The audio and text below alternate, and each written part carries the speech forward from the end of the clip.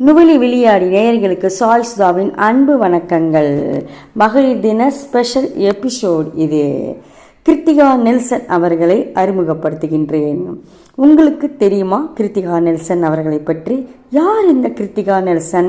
பிரபல இரட்டை எழுத்தாளர்களான சுரேஷ் பாலா அவர்களில் சுரேஷின் மகள் கிருத்திகா நெல்சன்.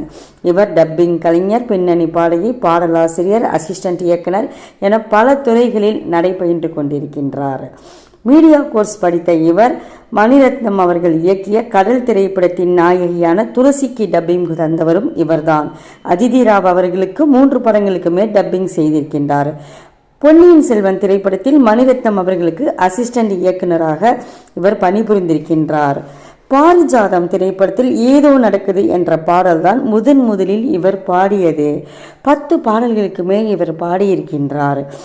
சமீபத்தில் வெளிவந்த ஏஆர்எம் திரைப்படத்தில் ஏஆர்எம் என்ற திரைப்படத்தில் அந்திவானில் ஓரமாய் என்ற பாடலை எழுதியவர் கூட கிருத்திகா நெல்சன் அவர்கள்தான்.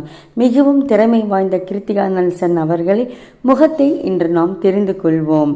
இவரை தெரியுமா என்ற பகுதியில் நாம் முதலில் பார்த்து கொண்டு இருப்பது கிருத்திகா நெல்சன். நுவலி விளையாடியின் நெஞ்சம் நிறைந்த பாராட்டுக்கள் கிருத்திகா நெல்சன் அவர்களுக்கு.